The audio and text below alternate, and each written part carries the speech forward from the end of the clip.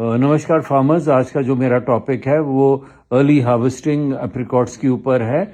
और ये जो एप्रिकॉट्स है, सबसे पहले जो एप्रिकॉट हार्वेस्ट होता है वो बॉसलीना है। बॉसलीना के बाद मिकाडो है। मिकाडो के बाद नेस्टोर है। नेस्टोर के बाद वंडरकॉट। वंडरकॉट के बाद है होलीकॉट।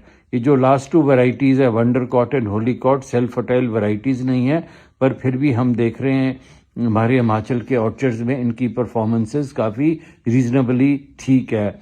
हो सकता है कि कुछ और वैरायटीज़ उनको पॉलिनाइज करती होगी, that is why the production कुछ हद तक उसमें स्टेबिलिटीज़ आ रही हैं। पर जहाँ तक बॉसलीना, मिकाडो, नेस्टोर की बात है, इनमें तो ये सेल्फ फर्टाइल वैरायटीज़ है और इसमें काफ़ी हैवी प्रोडक्शन आ रही है।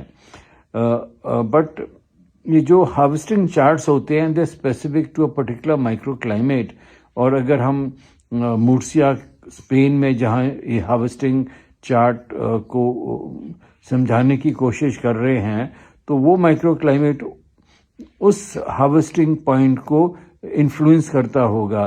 कहने का मतलब है कि बॉसलीना मिकाडो में 10 डेज का डिफरेंस है बिटवीन दी हार्वेस्टिंग पॉइंट। बॉसलीना मिकाडो से 10 दिन पहले हार्वेस्ट होता है इन मुर्सिया इन स्पेन।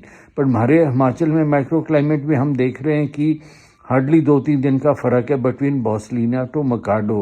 अब ये कारण क्या है? It may be that certain type of micro climates influence the harvesting points. वो जो 4-5 दिन ऊपर नीचे हो सकता है, तो इसके बारे तो अभी हम कुछ ज़्यादा कह नहीं सकते। जैसे जैसे ये प्लांट्स मिच्योर होंगे तो उस टाइम हम देखेंगे ये, यानी कि 10 दिन का फ़र्क हो रहा है बिटवीन बॉसलीना टू मिकाडो, कि ये 2-3 दिन का ही फ़र्क हो रहा है। और अगर हम बैटिसिनी नर्सरी का हार्वेस्टिंग चार्ट देखते हैं, बैटिसिनी नर्सरी इज़ इन इटली। तो इटली का माइक्रो क्लाइमेट स्पेन से थोड़ा सा डिफरेंट है और वहाँ ये शो कर रहा है कि जो नेस्टोर है वो मिकाडो से पहले हार्वेस्ट होता है। तो मे बी इटली में ऐसा हो रहा होगा, पर हमारे माइक्रो क्लाइमेट में नेस्टोर का जो harvesting point in relation to Mikado, हम इस साल इसको बहुत क्लोजली मॉनिटर करेंगे। लास्ट टाइम कुछ थोड़े से सैंपल्स आए थे, but we really could not get the right picture between Nestor to Mikado. तो जैसे जैसे ये नेक्स्ट 2-3 ईयर्स में हम अपनी रिसर्च को ज़्यादा अंडरस्टैंड करने की कोशिश करेंगे, तो वैसे वैसे हम फार्मर्स को इसके बारे इंफॉर्मेशन देते रहेंगे। पर जस्ट फॉर कंपैरेटिव हार्वेस्ट का भी वैरायटी होती है, तो मैं आपको सिर्फ एक वैरायटी की बात करता हूँ। अगर हम 4700 की एलिवेशन देखते हैं तो Mikado got harvested on 28th of April at elevation of 4700, और 6500 में मिकाडो की हार्वेस्टिंग हुई थी 8th of May।